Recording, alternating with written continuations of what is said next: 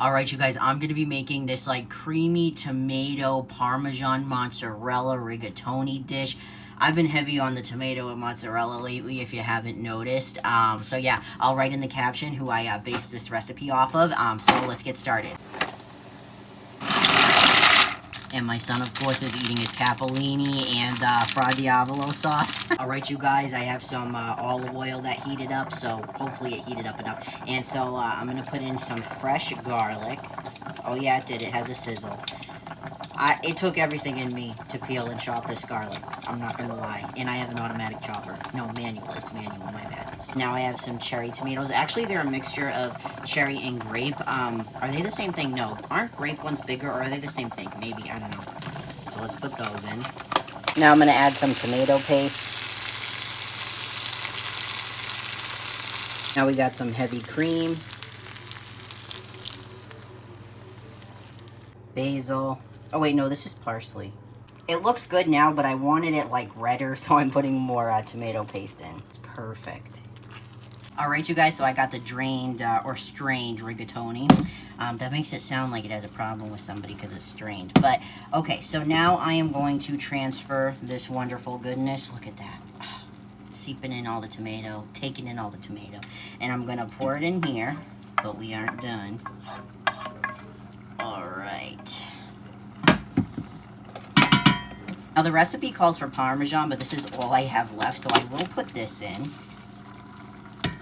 But then, you know I've been on a fresh mozzarella kick lately.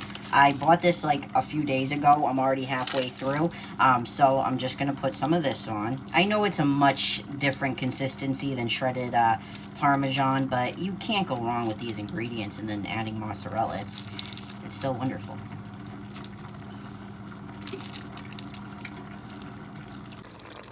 Alright, you guys, I'm going to add some salt. Then some black pepper. You guys, that is dinner. It looks fantastic. Alright, you guys, just as a warning, my son is not in a good mood, so you might hear some screaming, you might hear some whining. That's real life, so if you fucks with it, you fucks with it. If you don't, you don't. Okay, so here we go. We are going to be making some Idaho fry sauce. And I've been eating a variation of this for a long time. I actually had no idea that it originated in Idaho, Utah, and Oregon. I just learned it from a babysitter I had. What makes this more interesting is I have no Worcestershire sauce, so I have to make that from scratch too. So first we got some mayonnaise, and I'm not going to honestly measure anything because I'm using two different recipes, which I will list in the caption, but it would just be too hard. And ketchup. That's like probably a cup and a half of mayonnaise. Way too much, honestly. And like a 1/4 cup of ketchup. And this is just for the fry sauce base. I haven't done the Worcestershire ingredients yet, although some overlap. Some red wine vinegar. Some salt. I know some people do like dry and then wet ingredients, but I'm not gonna. Ground mustard, I'm just gonna put all this in. This is a crossover ingredient. It's in both of them, and I don't have much left, so I'm just gonna put all of it in. Alright. We got some smoked paprika, but they called for regular paprika. I only have smoked. Some onion powder.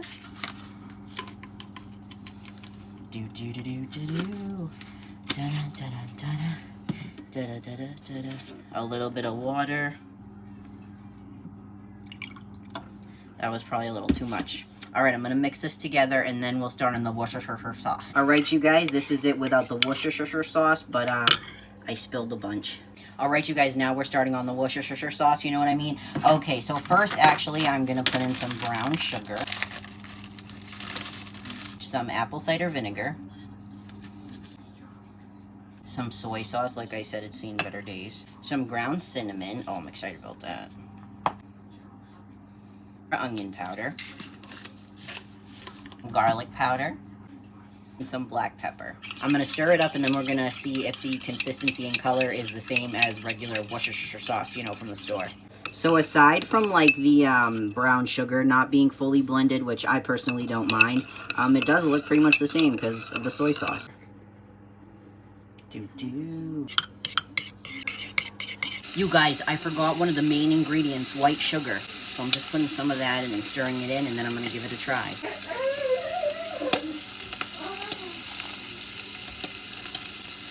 I don't like it. I don't like it. It's my fault. I put too much vinegar. I don't like it.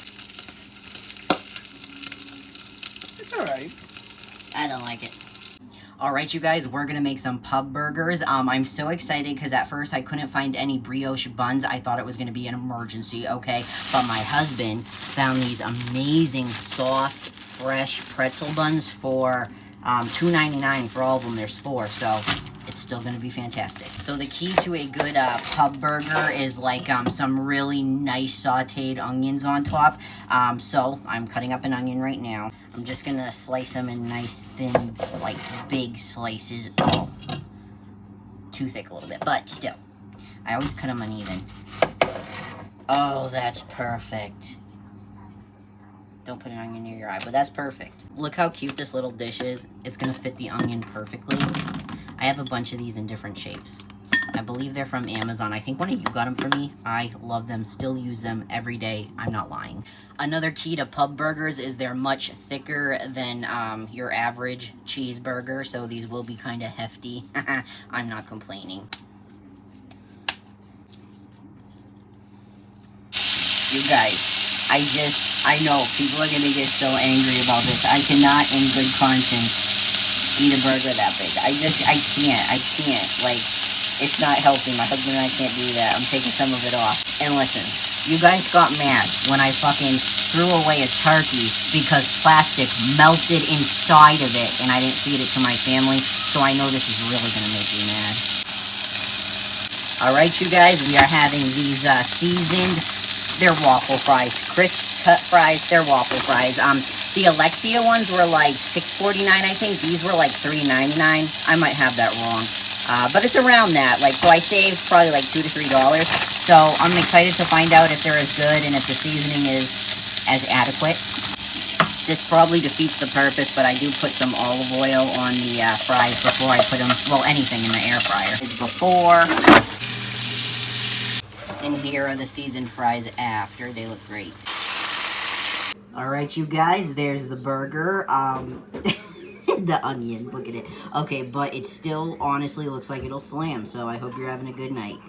Alright, you guys, I've needed some Cajun seasoning lately. My husband must have said something funny, so I'm laughing.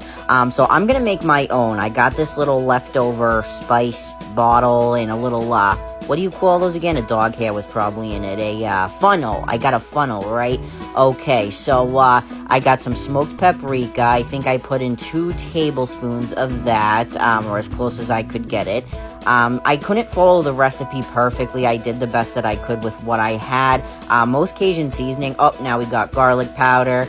Most Cajun seasonings I found were very expensive, at least at our local store, so that's why I'm just making it at home. So 2 tablespoons of that. Now we just have regular table salt, so then 2 tablespoons of that, and I always have to, throw some over my shoulder if I think I spilled any at all, so that's what I'm doing. Okay, so now what are we on to next? Some oregano. Alright, a tablespoon of that, put it on in. Look how it looks like one of those sand bottle creations from fairs. Alright, some white pepper. I love cooking with white pepper. My husband introduced me to it when we were cooking from the Asian Cooking Bomb recipe book. It is so good. I love it. Black pepper. Tablespoon of that. Oh yeah, but I did a little bit too much, but I'll figure it out. It'll be fine. Here we go. Alright, so I just scooped some back in there like that. There we go. Alright, some chili powder. I think this is one that I'm improvising. I don't quite remember. So a tablespoon of that. I got that carried away with that a little bit too. Alright, and now I quickly realize that I cannot mix it in this bottle. It is way too full. So I transfer it, and then I put some dry basil leaves in. Alright, and now I'm just gonna mix it up. Here we go. This is what it looks like. Cinnamon. That's what it looks like, right? So I get the funnel back. I'm filling it back up. And honestly, I think it came out looking gorgeous, if I do say so myself. Although I do have to label it. So I'm putting the top on. Look at that. I think it looks like a cork, doesn't it? I think it looks kind of cool, though. So that's how I made it. And it was great. See ya. Alright, you guys. I'm going to be making, I wouldn't call it like a struggle meal per se because I have a lot of fresh ingredients, but it's definitely a meal that's just using what I have in the house already and just throwing it together. So yeah, it's gonna be a pasta bake, so let's go.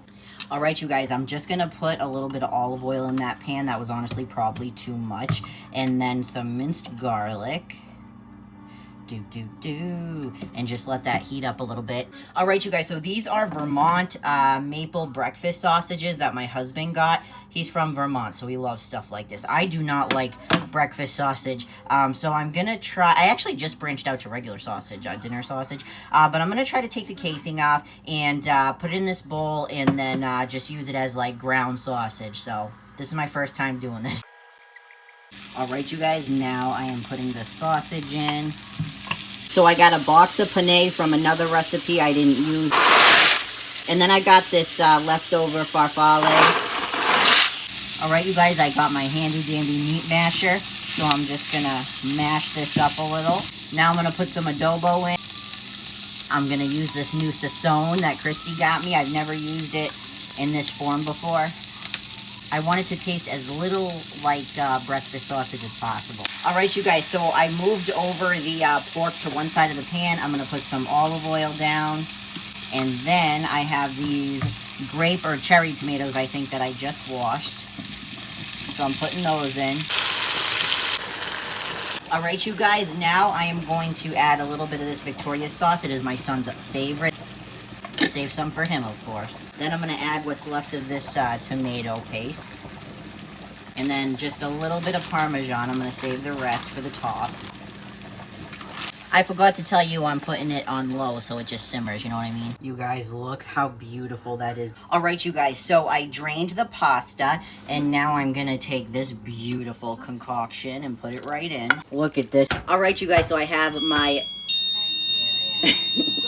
That's okay. My non-stick casserole dish.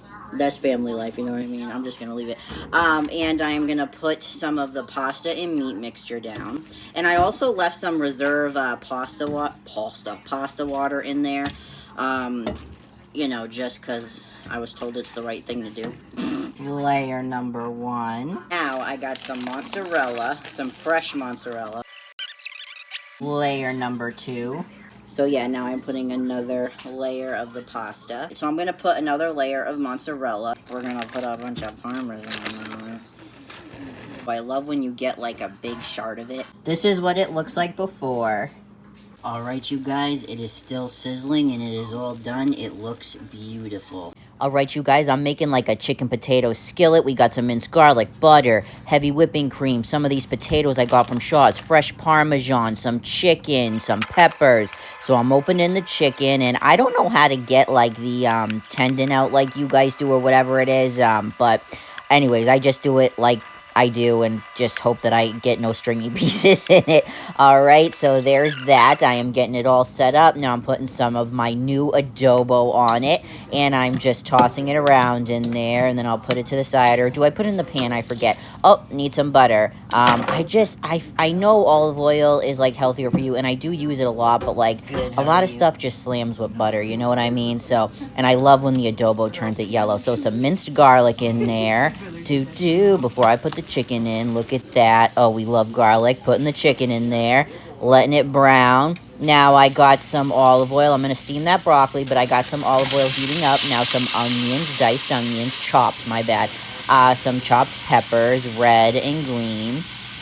So we got the onions, the peppers. I'm going to put some lemon juice in there. There we go. And then I'm going to add the steamed broccoli. And then I add the potatoes, and my dumbass thought that these were already cooked. They weren't, so it took much longer. I'm putting some rosemary in. There we go. Look how bright it looks already. Oh, it's gorgeous. All right. My husband ended up loving this dish. He keeps asking for it again already. The Parmesan and then the heavy cream. I think I put that on next. But it was actually really, really good. This was a really good dish. And now I'm putting on the homemade Cajun seasoning. Boop, boop, boop, boop, boop, boop, boop. There we go. I'm going to stir it around and show you what it looks like. And it honestly was great. We loved it. Hope you're having a good... You guys, this is quite possibly one of the best dishes I've ever made. They were supposed to be like chicken pot pie turnovers, but didn't really turn out quite that way. But look, this is the chicken I made with some adobo. I pulled it apart. I got some peas and corn and McCormick gravy, the packet kind. And I have this pan that I cooked the chicken in, so it's all nice and greasy and flavorful. You know what I mean? I'm going to pour the gravy in, and I bring it to a boil so it absorbs all that flavor. This is what it looks like now. It looks fantastic, honestly. So now I'm going to add the shredded chicken. There we go, and the peas and corn. And I'm also going to add some Parmesan. And now here's where I was like, oh man, these are not going to really turn out like pot pie turnovers. Honestly, they came out more like empanadas, but I didn't use empanada dough, obviously, and they're a weird shape. I thought they were going to explode in the oven. So this is what they look like. I did not have high hopes. I have some egg noodles. I was going to put it over. But look at how gorgeous they came out. Oh my, and they tasted amazing. So this is what it looked like, you know, all plated out and everything. And look at the inside. Oh my God. It's beautiful. Just wait. And the taste was phenomenal. I cannot wait to make this again. It was so good. I hope you have something awesome for dinner. Alright, you guys, I'm just making some lunch, and you know I've been loving, like, Italian-type food, so I'm salting the water. I got some olive oil, putting that in the pan, okay? Some minced garlic, love garlic. I got these elbow macaronis for something else. I'm going to use it in here. Some cherry tomatoes. You know I love cherry tomatoes. Now I'm smushing them in the olive oil and minced garlic. I got the Fra Diavolo sauce. I'm putting some of that in. The elbow macaronis are done. Yeah, yeah. I'm adding some milk, which is not as good as heavy cream, but I didn't have any. Look at that, though. It still looks beautiful. I definitely overdid it with too much macaroni. I'm putting some Parmesan in, and then I'm going to add some fresh mozzarella and some fresh basil, and then some salt and pepper. But I'm like, that's not, it's too much macaroni. I need to add something else, you know what I mean? And then I remembered I got this kielbasa, so I'm going to put that in. There we go. Oh, yeah. Oh, yeah, some butter. My husband loved this. To me, it gave, like, macaroni and cheese and hot dog vibes, but he loved it, and I had some leftovers, so